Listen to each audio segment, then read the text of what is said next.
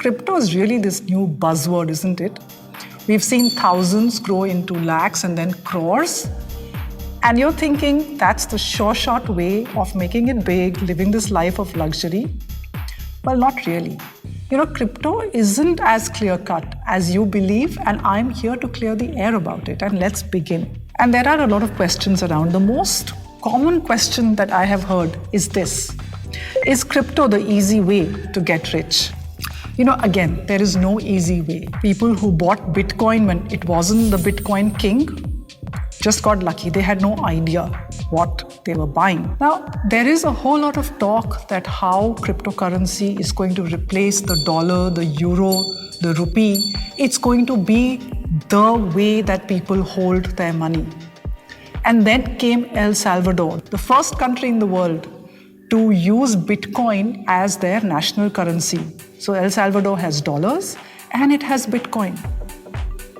And if you're thinking that the whole world is going to start using cryptocurrencies to transact, please understand that that is complete rubbish. It's not going to happen.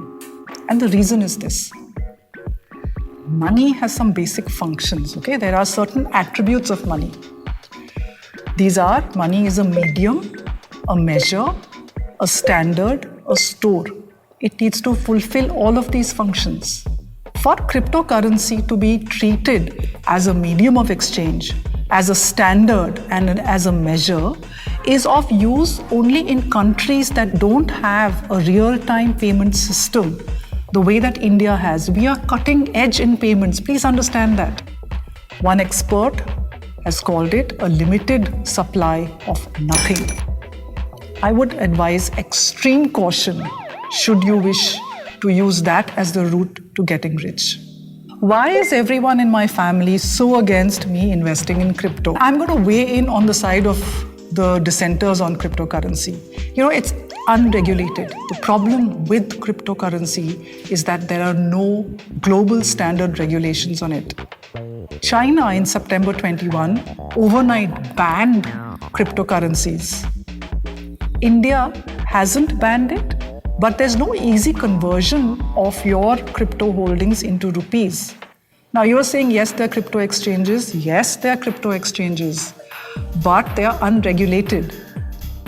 What does the regulated part of the market look like?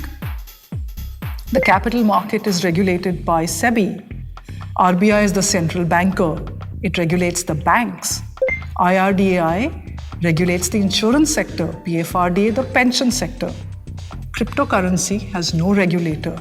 You are on your own. The other thing you need to remember is there's no underlying asset to cryptocurrency. It's a digital token. So the day the demand goes away, you are left with nothing. So the risk is huge. It is all yours. And I'm going to weigh in with your parents this one time. We have now Shireen Tewatia, who's 17 years old and lives in New Delhi, and she has this to ask. Hey Monica, I want to experiment with crypto. Should I?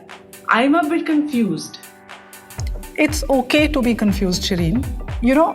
When you take risks, you must take structured risk. So yes, I can understand that when you're this young, you see everybody around claiming that they have made money. So here's what you can do. Take 100 rupees, for example, and take 100 rupees which belong to you. Use 10 rupees to gamble. So I am going to call cryptocurrency investing as a gamble. 10 rupees to gamble in crypto.